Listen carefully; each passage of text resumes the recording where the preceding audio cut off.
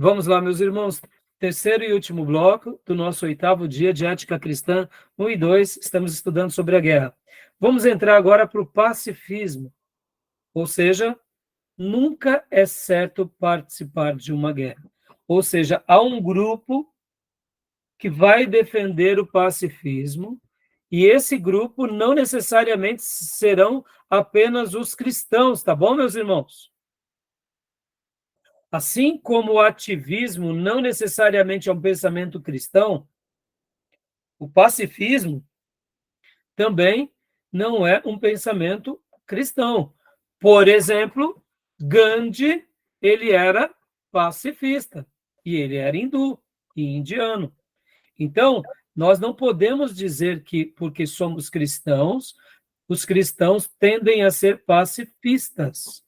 Por mais incrível que pareça, para muitos que têm uma ideia distorcida do Islã, muitos islâmicos são pacifistas. Um pequeno grupo não é pacifista. E esse pequeno grupo, que não é pacifista, faz um estardalhaço no mundo absurdo. Mas nem todos os muçulmanos são voltados à guerra. Muitos são pacifistas. Não sei se você sabia. Tá bom? Vamos lá, então? Pacifismo? Gil, leia para nós, por gentileza, página 268, o item sobre pacifismo, por favor. Leio sim. Pacifismo. Nunca é certo participar de uma guerra. Há muitas razões porque o pacifista rejeita os argumentos dos ativistas. Esses argumentos podem servir tanto para criticar o ativismo total, como para estabelecer um diálogo acerca da guerra. O que obriga o cristão a examinar tanto a Bíblia quanto a consciência para obter direção. Os argumentos a favor do pacifismo são de dois tipos, bíblicos e sociais. Joia, obrigado, Gil, até aí. Percebam que os argumentos que sustentavam o ativismo eram bíblicos e filosóficos ou sociais, agora aqui é simplesmente mais bíblicos e sociais. Porque mesmo os gregos e a maioria dos pensamentos filosóficos, eles também defendiam a guerra, como em outras culturas. Então, o argumento bíblico vem desse: fazer guerra é sempre errado. Ou seja, essa é a tese dos pacifistas. Na perspectiva dos pacifistas, fazer guerra é sempre errado. Lembrando, irmãos, nós que tivemos aqui aulas de religiões comparadas, vocês vão se recordar que até mesmo quando estudamos lá o hinduísmo, depois estudamos o budismo, vocês lembram que o budismo, por exemplo, eles são contra, inclusive, várias coisas, inclusive o sacrifício de animais. Então, vocês notam que o pacifismo não é uma prerrogativa apenas cristã, mas muitas outras religiões são religiões pacifistas também, tá bom? Então, aqui, a gente vai ver, e eu lerei aqui esse capítulo, esse parágrafo, o penúltimo da página 268. Há vários pontos envolvidos na argumentação dos pacifistas cristãos em oposição a todo tipo de guerra, mas há poucas premissas básicas que servem como fundamento para todos os argumentos. Uma dessas premissas encontra-se na afirmação bíblica que diz: não matarás, Êxodo 20:13. E outra está nas palavras de Jesus quando diz: não resistais ao homem mau, Mateus 5:39. Matar é sempre errado. O ponto central do pacifismo está na convicção de que é sempre errado o ato de tirar a vida de outra pessoa de modo intencional. Tal ato, especialmente praticado em uma guerra, constitui-se o que podemos chamar basicamente de erro. A proibição não matarás registrada nas Escrituras, inclui as guerras, uma vez que a guerra é apenas uma forma de homicídio em massa. Não há diferença entre praticar o homicídio com pessoas de sua própria sociedade ou de outra. O que vocês acham desse argumento, meus irmãos?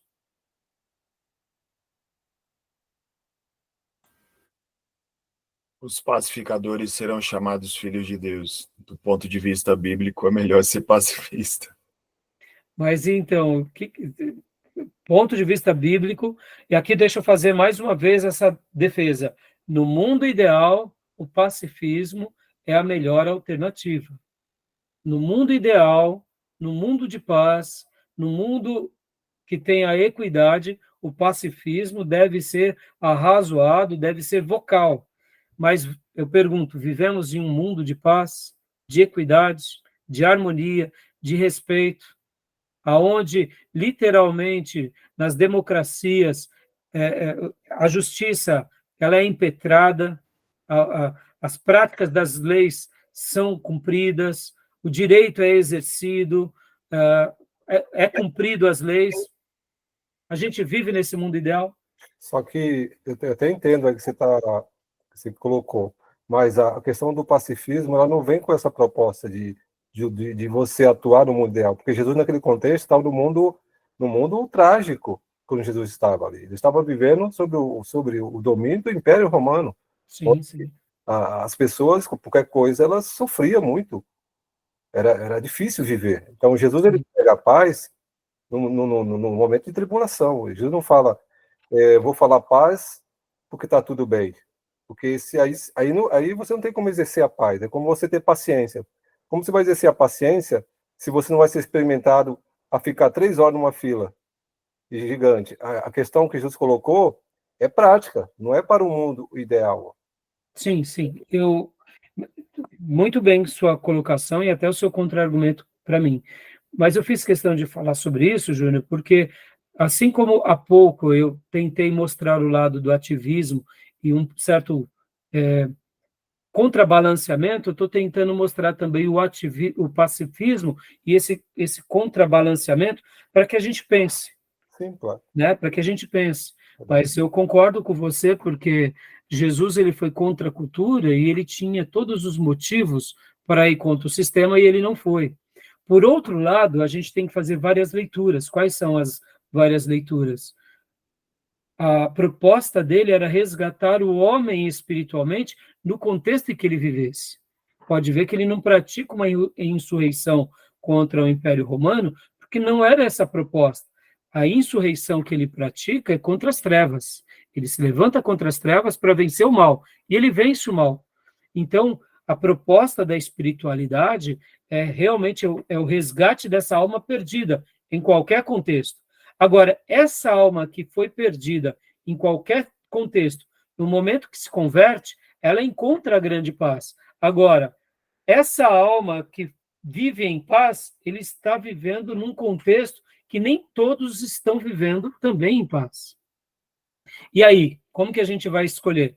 A gente vai escolher o pacifismo? Vai escolher o ativismo? Ou vamos escolher aquela outra opção que se, vamos dizer assim, intercambia entre ambos? Né? Porque, como eu disse, eu falei há pouco que no mundo ideal o pacifismo é o melhor, mostrando que a gente vive numa sociedade caída, numa sociedade de maldosos. Por isso que negar o pacifismo é uma coisa difícil, mas ao mesmo tempo também que afirmar o pacifismo é também difícil. Vamos ver aqui o que o autor vai falar agora no próximo ponto.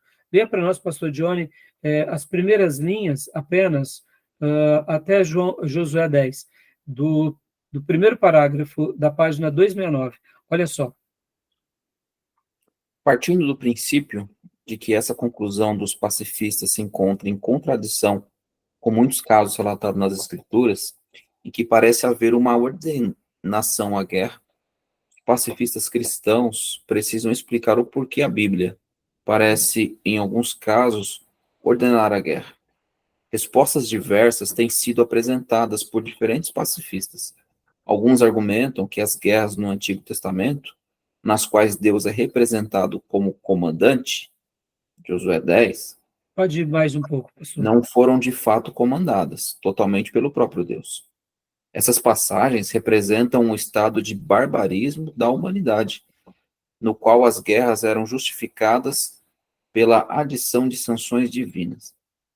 No entanto, uma vez que essa opção parece rejeitar de forma clara a autoridade do Antigo Testamento, ela não pode ser aceita como uma alternativa viável pelos cristãos evangélicos. Outros pacifistas sugerem que essas guerras eram exclusivas. Nelas, Israel agia como um instrumento teocrático nas mãos de Deus. Não eram, na verdade, guerras de Israel, mas sim guerras de Deus. Isso se torna evidente na manifestação dos milagres especiais que Deus realizou para vencer tais guerras. Josué 6, o 10 e Salmo 44. E aqui o autor ele vai contra-argumentar mostrando um pouco sobre isso, porque a vontade de Deus nunca foi a guerra. Mas já que a guerra passou a ser necessária, então atuou a vontade permissiva de Deus. E aí outra coisa que o autor vai comentar também sobre essas questões, e os pacifistas vão contra-argumentar, é o seguinte: no Velho Testamento, em alguns casos, podem abrir na próxima página, na página 270, ele vai falar que o próprio Deus atuava em algumas guerras, dando a ideia de um milagre. Logo, se Deus atuou, então era uma guerra legitimada por Deus. Em outros casos, o povo de Deus acabava sendo os instrumentos de justiça de Deus. Então percebam que os pacifistas vão contra-argumentar assim no Velho Testamento. Agora, olha só que interessante. Então, até aí tudo bem, né? Tranquilo? Agora, olha só na página 270, quando ele fala resistir ao mal fazendo uso da força é errado. Vamos debater um pouco sobre isso. Porque lembra que as duas premissas não matarás e não resistais ao homem mau, como disse Jesus. Agora, o que seria resistir ao homem mau? Eu entendo da seguinte forma, esse texto aí. Esse texto vai muito além da letra em si.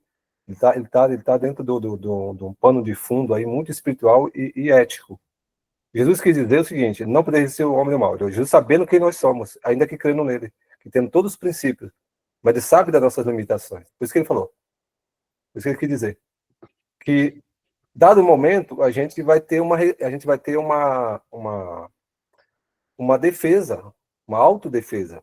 Por isso que ele fala, lê o texto novamente, só para a gente. Não resistais ao homem mau. Exato, não resistais ao homem mau. Isso aí já dá o quê?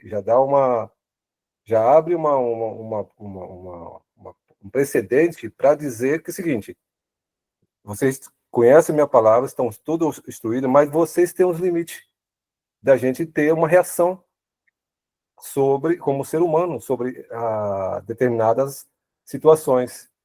Então, os pacifistas vão usar esse texto também, Júnior, para mostrar o seguinte: nós devemos cumprir isso em todo e qualquer situação.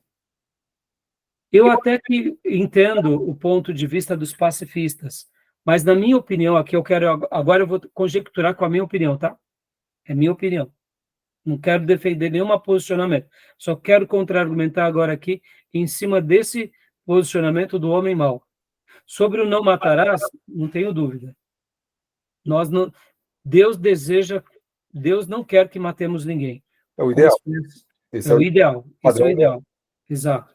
E quando Deus propõe esse mandamento, é para que haja preservação da vida e para que haja ordem na terra, principalmente entre o seu povo. Sim. Impedindo com que os maus prevaleçam, e caso haja alguém mau, ele vai ser punido por isso. Sim, e essa é a regra, né? Essa é a regra. Mas para toda a regra tem a exceção. Exatamente. Não resistai, ao homem mau. Exatamente. Agora, aqui a ideia e o contexto, pode ver que é Mateus 5, né?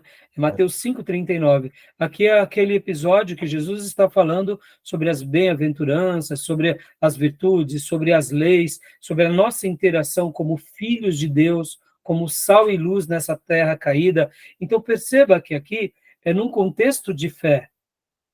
E eu acho que os pacifistas, quando eles unem aqui esse texto num contexto de fé e não num contexto de cidadania, eu acho que eles estão fazendo um peso um pouco desmedido. Por exemplo, então quer dizer que se alguém me causar algum dano, eu não vou resistir a ele, ou seja, eu não tenho o direito, por exemplo, de pegar uma pessoa que foi maldosa e entregá-lo ao tribunal? Porque se eu não posso resistir ao homem mau, a ideia aqui, na realidade, como eu entendo, que homens maldosos, no momento em que estão coagindo uma outra pessoa, a minha reação, talvez pelo instinto de defesa, eu irei me prejudicar. É aquela ideia bem básica de quando um assaltante vem e tenta nos assaltar. É um homem mau. Dá a ideia de que não reaja, porque já que ele veio com maldade, qualquer reação nossa pode nos causar um dano ainda maior do que a perda dos bens. Porque o maldoso, ele não só está sobre uma orientação do diabo, mas ele tem uma índole perversa. E diante de uma índole perversa, não reaja. Mas aqui o texto também, a gente tem que, aí onde entra aquele princípio da hermenêutica, a gente então quer dizer que toda atitude perversa com que alguém fizer contra nós, a gente não pode então se proteger. Então a função de um advogado, a função de entrar na justiça, a gente não poderia. Então perceba que, mesmo que o argumento pacifista seja sustentado em cima de alguns precedentes, eu acho que a gente tem que tomar um certo cuidado também. Por exemplo, quando Jesus disse, aquele que te bater na face direita, ofereça-lhe também a outra face, isso é num contexto do cristianismo, quando pregamos o evangelho. Porque não teria sentido agora, por exemplo, eu estou andando na rua, vem uma pessoa e me agride. Será que então Deus está me impedindo de me defender até mesmo diante da justiça? Vocês estão entendendo onde eu quero chegar, Júnior? Estão entendendo, irmãos? Sim. Né? Porque, então, assim, a gente tem que fazer algumas leituras. Eu sei que os pacifistas, eles têm vários textos, e eu não estou negando os textos, Isso aí. né? Mas, por exemplo, eu vejo que se a gente não tomar um certo cuidado, a gente pode entender errado, entendeu? Mas aí que você leu aí, que você falou de casualmente alguém só no contexto de estar pregando, se alguém ofender, aí isso aí é argumento para o pacifista, porque ele vai dizer o seguinte, o que diz aí o texto, que Jesus está falando, é que você pode pedir, buscar seu direito, e não simplesmente agredir a uma ofensa, uma agressão, uma ofensa, é isso que quer dizer. Você não vai impedir, você não vai deixar de ter o direito de buscar a reparação, é isso que está falando. O que está dizendo aqui? Mas o pacifista, na sua essência, Júnior, ele vai literalmente sustentar em cima disso. Você não resiste ao homem mau, você dá outra face, ou seja, você age de forma passiva em qualquer contexto da sociedade. Ou seja, se você foi lesado no seu trabalho, você não reage. Então, estão entendendo que a leitura pacifista exagerada pode ser muito perigosa. Não, sim, eu estou falando assim, da questão de buscar o direito, sim, estou dizendo na questão da violência. Sim. Essa questão da violência, que a gente estava falando da guerra e da violência, então, nesse contexto. Então, por isso que eu estou colocando aqui do dia a dia também, para a gente tentar fazer uma ponte de equilíbrio, para a gente poder contra-argumentar, para a gente fazer essas conjecturas. Né? Por exemplo, outro texto que os pacifistas usam muito bem é: não vim trazer. Não, onde está? Aqui. Paz na terra, mas espada. Esse aí é o contra. É o contrário. É o É contra. o contrário. Né? Ele pode pegar aquele texto de Pedro, do Malco. Sim, isso, exato. Eu estava querendo citar isso aquele que usa da espada com a espada. Eu estou procurando esse texto. Aquele que usa da espada com a espada vai sofrer, né? Ali é um texto que dá uma ideia melhor ao pacifismo. Sim, ali dá. Sustenta melhor. Tudo bem até aí, meus irmãos? Certo. Querem fazer mais alguma pergunta? Querem tirar mais alguma dúvida sobre esse ponto? Foi o versículo que você leu lá? Sobre Jesus falando, não resistir ao homem mau? Qual o versículo? Aquele versículo é Mateus 5:39. 5:39. É.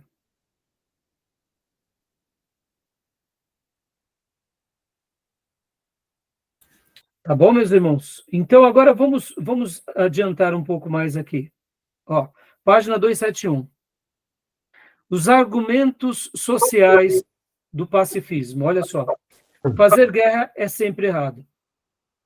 A guerra está baseada no mal representado pela ganância. Aquilo que vocês disseram há pouco.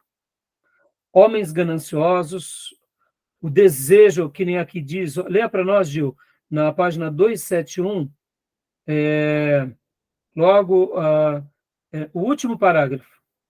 A guerra está baseada no mal representado pela ganância.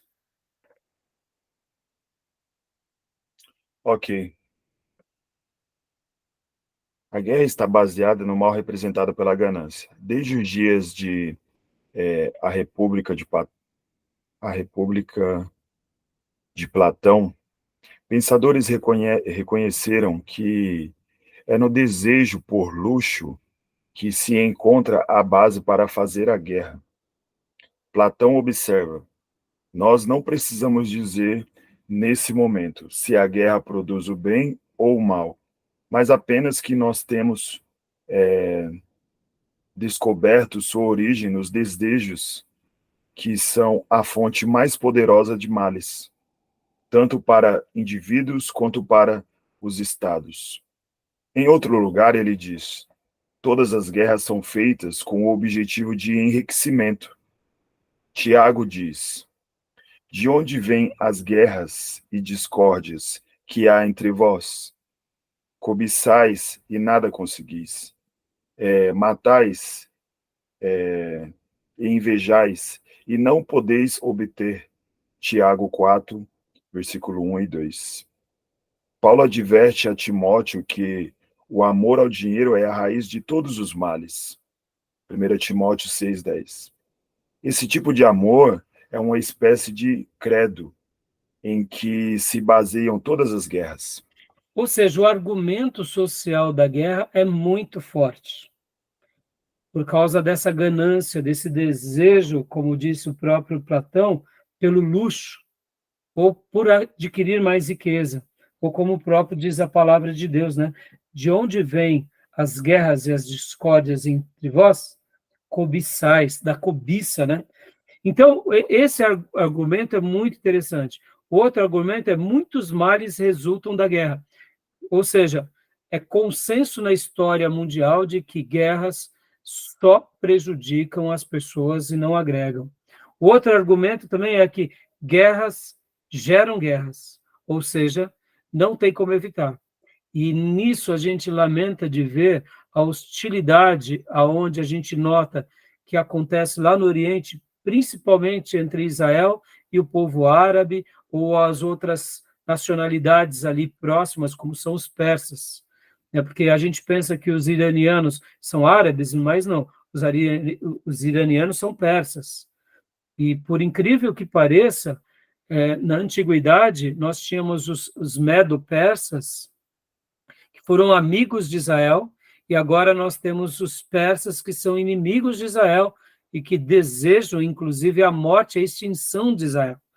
Porque não são apenas os árabes que desejam a morte de Israel. E podem ver que na história humana, as guerras geram mais guerras, ou seja, é um ciclo ad eterno. Isso é terrível, né? Então, notaram que os argumentos dos pacifistas são muito fortes. E Jesus, na sua maneira de viver, veio para estabelecer a paz. Então, os nossos irmãos e aqueles grupos que defendem o pacifismo, eles também não estão errados quando eles olham a partir de Cristo ou a partir da vida. É uma opinião e é uma escolha, eu diria, muito altruísta por parte deles. Tá bom? Fiz a questão da ressalva aqui da leitura do mal, porque eu entendo que existem algumas leituras que é importante a gente saber se posicionar, né? Para que a gente possa, então, ter aquela questão da preservação.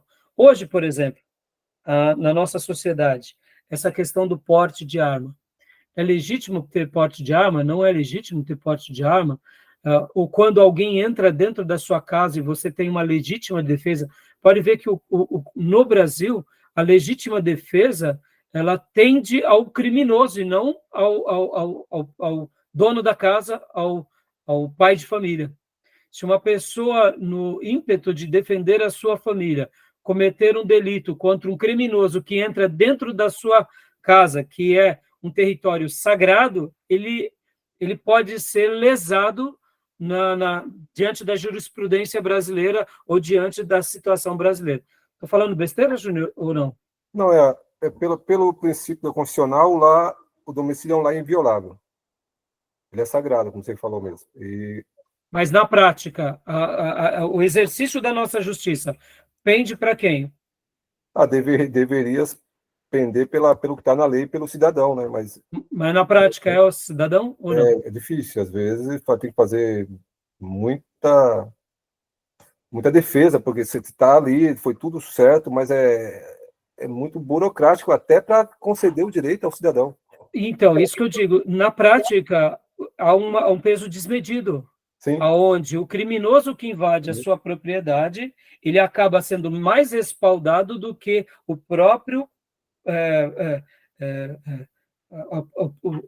o próprio agredido. Sim. Onde ele exerce, lá nos Estados Unidos, por exemplo, e em muitos outros países, se uma senhora, pegar ali um taco de beisebol e descer na cabeça do criminoso, na legítima defesa, e ele vir a ter vários problemas de saúde por causa disso, ela não é prejudicada. Não é assim, Júlio? Não, assim, o Brasil também tem isso na lei, né? Mas o Brasil é a questão que você falou. Então é a prática, né? Porque a legítima defesa tem que ter a proporcionalidade, né? A invasão do domicílio não tem jeito. Invadir o domicílio, você pode, né? Se tiver arma ou qualquer meio de defesa, você pode executar. Como você falou, está na lei. Isso é lógico. Mas, dependendo da situação, pode inverter contra o agredido. Contra o agredido. Ou seja, é uma coisa desmedida, né? Exatamente. Então, percebam, irmãos, que por isso que quando eu falei há pouco, o mundo ideal, o pacifismo é melhor, não foi querendo negar os princípios cristãos, nunca isso. Mas eu estou aqui fazendo uma comparação num país como o nosso, já diferente de outro país, que se um senhorzinho lá na casa dele, no sítio dele, vê que alguém passou o portão, ele dá o primeiro tiro para o alto com a sua espingarda, e o segundo, se ele abater aquela pessoa, ele não vai ser preso. Ele pode ser até julgado, mas preso ele não vai ser, porque foi legítima defesa. Exato. Então, percebam que em países onde a balança do direito ela tem pesos e medidas injustos, aí você fica vendido numa situação muito desagradável. Então, tudo bem sobre o pacifismo, meus irmãos? Tranquilo? Okay. Então, aqui, para a gente agora entrar no seletivismo, para a gente concluir esse módulo de hoje, o que seria o seletivismo? Página 272. Leia para nós, pastor Johnny, página 272, último parágrafo. 272, último parágrafo. Seria o bom senso. Pois não, Júnior? Seria o bom senso agora, né? Aqui é o ponto de equilíbrio, Júnior. Diante de uma avaliação mais realista. Qual que é a proposta do Geisler? É nos levar àquele pensamento, como nós trabalhamos lá no generalismo não qualificado. Ali é o ideal. Aliás, ali nunca vai ter uma oposição. Então, seria ótimo se fosse assim. No entanto, na prática, o conflitante é uma coisa real. A gente sempre vai se deparar com conflito. E já o absolutismo graduado fica um pouco mais fácil, porque você escolhe o que é melhor. Mas aqui dentro da guerra, e por que eu estou sendo talvez um pouco frio aqui, irmãos? Porque eu quero levar vocês a um pensamento um pouco mais maduro no que se diz respeito entre aquilo que nós acreditamos como verdade de Deus, mas aquilo que nós experimentamos na prática da vida, e ao olhar nesses 2000 anos de história da igreja, olha que interessante, enquanto eu fazia a minha lição de casa aqui, para dar aula para vocês, eu não me recordo que durante esses 2000 anos de história da igreja, houve um registro na história de milagre como houve no Velho Testamento. Mas, ao mesmo tempo, no Velho Testamento, nós vemos Israel se defendendo contra os inimigos. Ao mesmo tempo, no Velho Testamento, nós vemos a atuação de Deus em alguns episódios lutando contra alguns povos inimigos. Logo, qual que é a ideia que eu entendo? Que Deus nos deixou a Bíblia para que a gente se norteie. Se Deus quisesse que nós fôssemos, vamos dizer assim, pacifistas absolutos, não teríamos o Velho Testamento. Mas, ao mesmo tempo, um ativista absoluto pode ser um grande perigo aonde o governo, muitas vezes, é um governo ideológico errado e a gente se envereda cegamente por esse governo. Então, como filhos de Deus, é nessa hora que nós precisamos ter um posicionamento mais equilibrado como aquilo pelo qual é o nosso papel, porque nós somos o quê? Nós somos sacerdotes na terra. A Igreja de Jesus faz um papel sacerdotal, onde a gente representa a vontade de Deus. E representar a vontade de Deus é muitas vezes dizer a um governo autoritário, autocrático e déspota, dizer, não, nós não compactuamos. Mas, ao mesmo tempo, também nós não podemos negar aqueles que pensam o contrário a isso. E hoje eu passei para vocês, no nosso grupo, inclusive, eu passei um artigo, eu não sei se vocês tiveram a oportunidade de ler, que foi um artigo de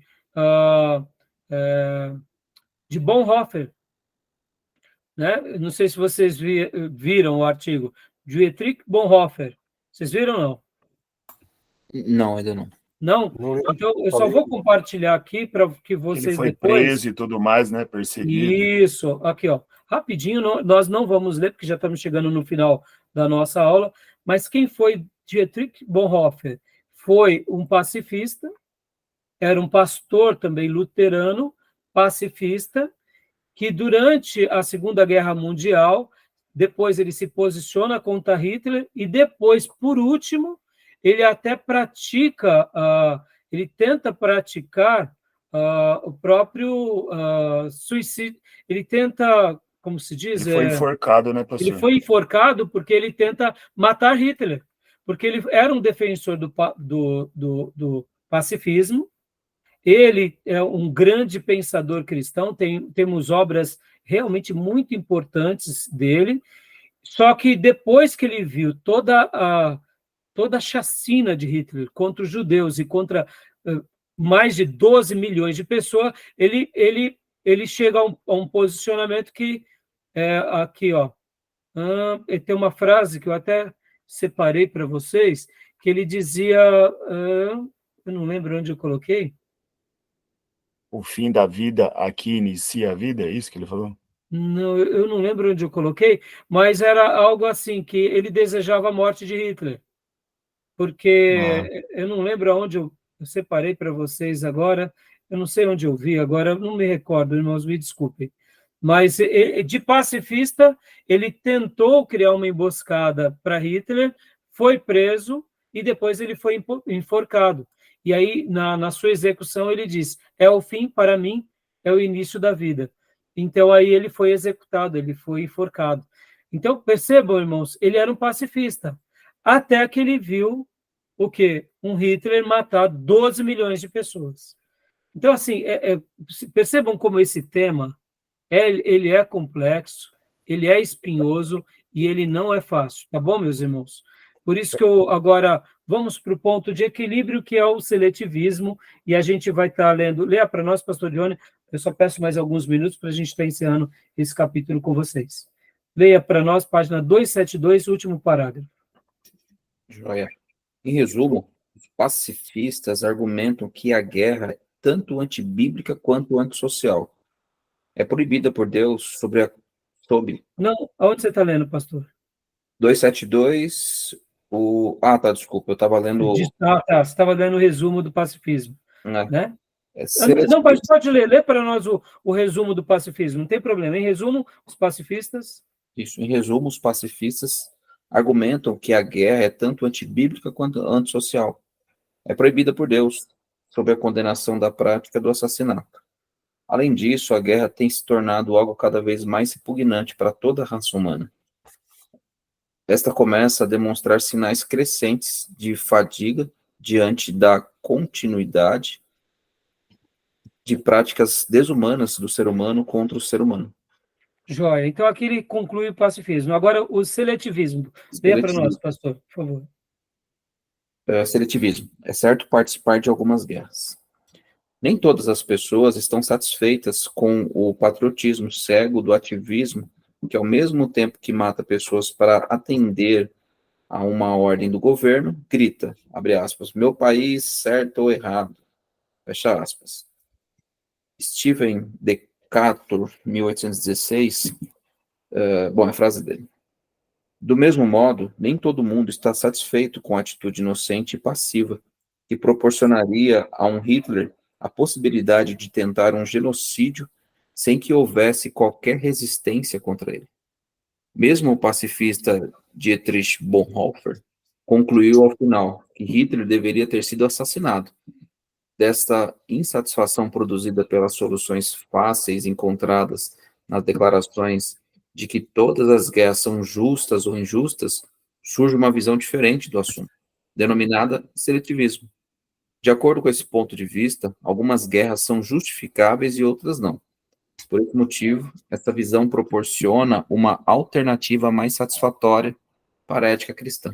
Ou seja, o nosso irmão Geisler está mostrando aqui, falando aqui na vida nua e crua em que vivemos, essa é uma alternativa que acaba se coadunando um pouco melhor na nossa perspectiva, nas nossas avaliações, a partir da Bíblia, não só no Novo Testamento, mas com base no Velho Testamento.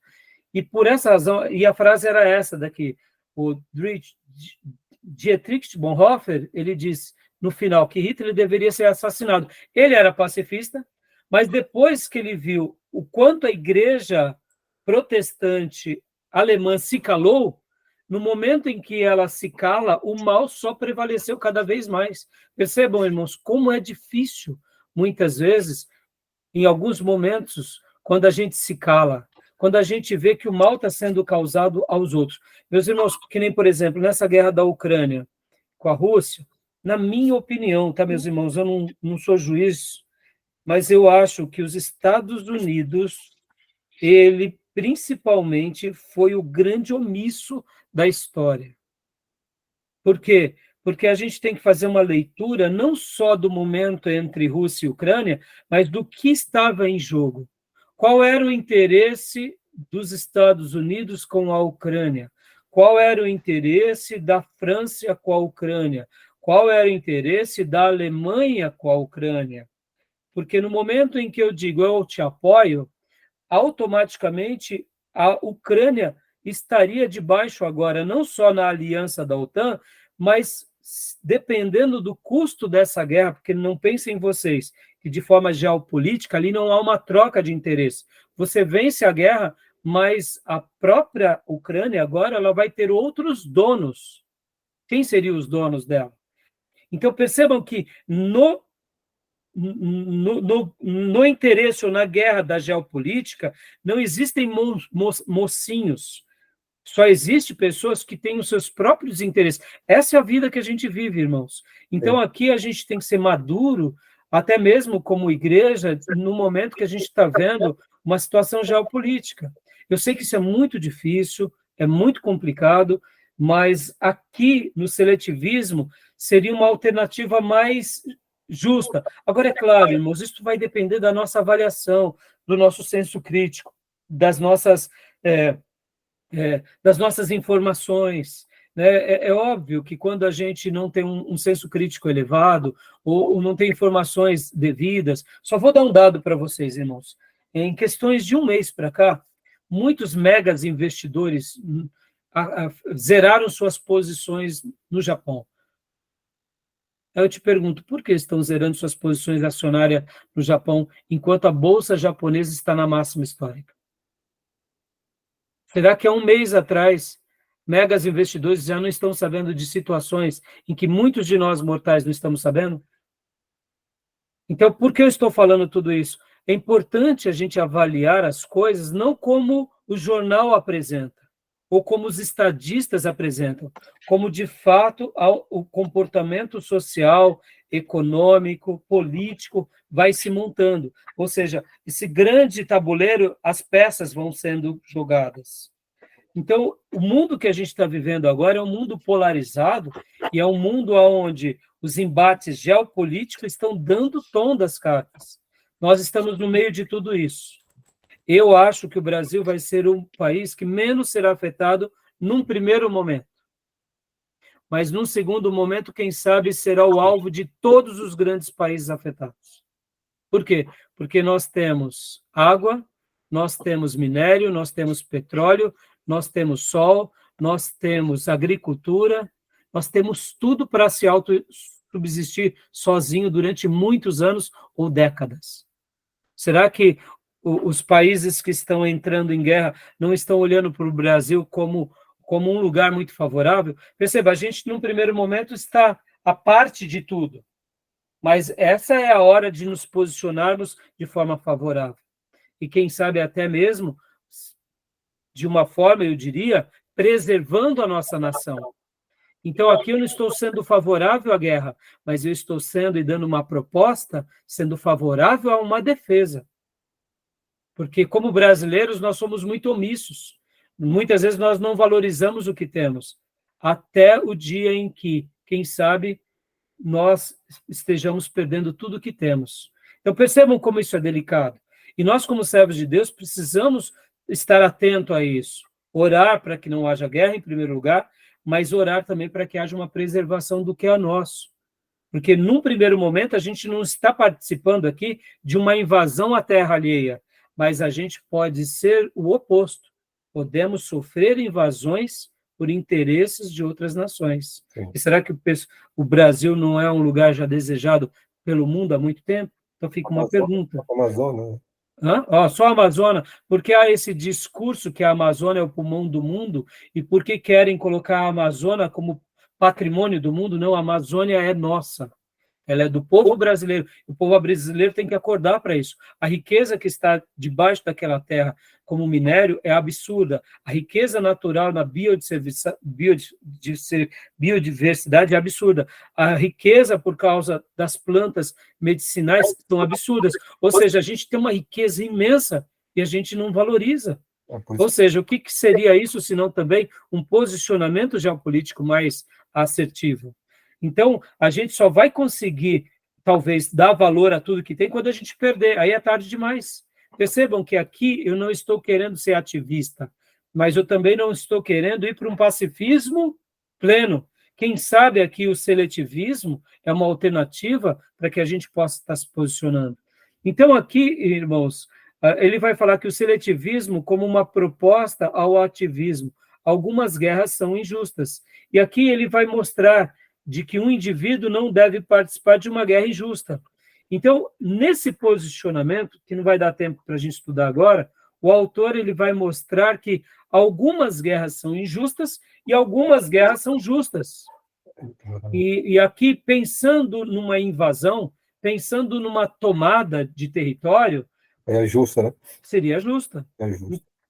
Então, o uso de força física é contrário ao amor? Ele vai fazer uma pergunta. Os mandamentos de guerra são apenas acomodações divinas? E aí ele vai dar na página 281 a base do seletivismo. A base do seletivismo. E ele vai contra-argumentar aqui. E vai dar as bases para uma guerra justa e alguns problemas com o seletivismo. Então, porque também não é porque... como mensurar tudo isso? E aí vem o resumo e a conclusão. Vamos só ler, eu sei que já passou bastante. Não, vamos encerrar, irmão, já passou muito tempo, mas fica aqui a minha recomendação, a página 289, para a gente ler o resumo e a conclusão. Como eu disse, irmãos, esse é um assunto muito complexo, mas eu quero acreditar, irmãos, que nós, como igreja do século XXI, precisamos estudar mais isso. esse é um tema que nós precisamos dominar, para que a gente possa estar preparado para aquilo que virá sobre o mundo, tá bom? Alguma dúvida, algum acréscimo, alguma outra coisa? Ok, pastor. Tranquilo? Uhum. Tranquilo. Então, vamos encerrar, meus irmãos. Vocês viram, não deu tempo de falar de pena de morte nem da desobediência civil. Fica a leitura do artigo da pena de morte e fica o artigo do capítulo da desobediência civil. Nas últimas 2 aulas, que serão semana que vem, eu quero trabalhar bastante em cima da homossexualidade, do aborto e do casamento. Esses serão os meus 3 temas principais, né? Deixa eu ver se eu tinha separado mais algum. Aborto, não. Homossexualidade e casamento. Esses serão meus 3 temas principais. Os outros temas vão estar dentro. Drogas estaria... Mas vai ficar tudo para a leitura extra, porque senão a gente não consegue estar fazendo uma aula, eu diria, com tanta interação quanto essa. Tá bom? Tudo bem, meus irmãos? Ok. Me perdoem, talvez, pela minha limitação, né, de poder ser sucinto. Eu gostaria muito de ser mais sucinto, mas eu prefiro esses embates, que eu acho que eles acabam sendo mais esclarecedores Sim, do que ser sucinto e vocês ficarem com dúvidas, né? sim. Tá bom? Mesmo sabendo que a gente está em terrenos de areia movediça e é muito difícil. E no fundo do meu coração, a única coisa que eu digo assim para Deus é: Senhor, tenha misericórdia, se por acaso eu esteja sendo tendencioso para uma área que o Senhor não se agrade. Então, eu não tenho dúvida que Ele vai ter misericórdia de nós e vai nos ajudar. Tá bom? Amém. Tá bom, meus irmãos? Certo. Eu queria só Maravilha. acrescentar o seguinte, pedir data máxima vênia aí, porque eu acho que eu me equivoquei com relação quando você falou sobre a questão do pacifismo, né? Sim, Como mas questão ideal lá, e eu me equivoquei. não, mas não foi, você fez, sua base foi ótima, Júlia, porque eu diria que na minha fala eu fui tendencioso, e na sua fala você me corrigiu com a base bíblica. O pensamento da sua correção ele é o correto, e o pensamento cristão naquele contexto é o correto. E nós não temos ali Jesus sendo um revolucionário, nem os apóstolos. Por outro lado, fica uma incógnita. Como agir depois disso? Em outras culturas, em outros domínios, em outras invasões, podem ver, o povo de Deus, logo que o general Nero invade Jerusalém e destrói o templo, por que eles fogem? Mas só foram os cristãos que fugiram ou foram todos os judeus? Ali foi um massacre, né? Ali foi um massacre. Então, quando também há uma perseguição aos cristãos em Roma, como que eles agiram? Eles se defenderam ou eles simplesmente fugiram porque não tinham muito o que fazer? Podem ver que no Novo Testamento esse assunto não é muito mencionado, porque não há, de fato, acontecimentos, talvez com mais detalhes, que Deus quisesse registrar para não criar, quem sabe, uma tendência. Então, você não foi ótimo o seu comentário.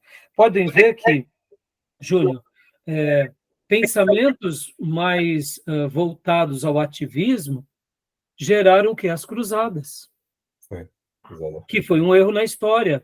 E aqui a gente olha para a Igreja Católica e aponta os erros, mas quantos foram também, eu diria, as pseudos-cruzadas que os ingleses e americanos fizeram nesses 500 anos pós-reforma? Desculpa, né, mas aqui como protestante eu tenho que fazer essa crítica, porque também em nome das suas razões reais, a Inglaterra invadiu muitos reinos Sim, e sim. dominou sobre muitos. E eu digo, não foram pseudos cruzadas em nome da rainha ou em nome de um país também autodenominado protestante e com a Colonização. religião anglicana? É um tipo de cruzada. Por isso que quando eles são autodenominados como piratas da história, a gente tem que dar a mão à palmatória. E eles eram protestantes. Ou seja, percebam, e ao mesmo tempo, quando a gente olha para os anabatistas, que eram, como eu disse na minha última aula, na terça-feira, que eles eram pacifistas e eles foram dizimados, por que também, na história de 2000 anos, os nossos irmãos cristãos, quando eles foram pacifistas crônicos, eles foram dizimados? Será que também Deus não está permitindo com que a gente se defenda? Agora, entre a minha defesa e os nossos ataques, há uma linha muito tênue. Percebe que a gente se perde nisso. E é por isso que a gente tem que estudar. E por isso que eu disse que Deus tenha misericórdia de nós e de mim, né, ao tratar desse tema. São dias muito perigosos para nós. Verdade. E podem ver que hoje o nosso público de direita é um público de direita que, se não tomar cuidado, a gente vai fazer guerras em nome de Cristo. Ou seja, vamos resgatar as nossas cruzadas protestantes. É errado? Por exemplo, se nos dias de Paulo, né, vamos pensar assim, como Paulo reagiria se, de repente, como ele é cidadão romano, naquele tempo que já era convertido, se o Império Romano mandasse uma ordem para ele, se ele fosse alistado às legiões romanas, para ir para a guerra, para ir para determinado lugar. Como seria? Pois é, não tem. Então, eu quero acreditar, só para concluir, Júnior, que Deus não deixou algo no Novo Testamento direto para deixar essas questões debaixo da licitude e da conveniência. Eu quero acreditar que, se nós tivéssemos tido no Novo Testamento uma guerra, nesses 2000 anos de história, a gente já teria feito chacinas em nome de Deus, assim como temos os sunitas e temos os xiitas, e os sunitas os grupos sunitas são os mais radicais hoje, né, porque antigamente eram os xiitas. Então, percebam que nós cristãos, se nós tivéssemos alguma indicação, a gente já teria feito pseudas guerras e o mundo já teria sofrido horrores em nome de Cristo. Verdade. Então, eu quero acreditar que é por isso que a gente está estudando aqui, aprendendo com a teologia, com a história, com a filosofia, com a sociologia, e pedindo a misericórdia de Deus no nosso momento. Verdade. E que Deus nos guie. Tá bom, meus irmãos? Amém. Joia. Amém. Deus abençoe, meus irmãos, um excelente final de semana, viu? Deus abençoe. Irmão. Obrigado, Deus abençoe. Bom término aí. Graça e paz. Graça e paz. Boa noite.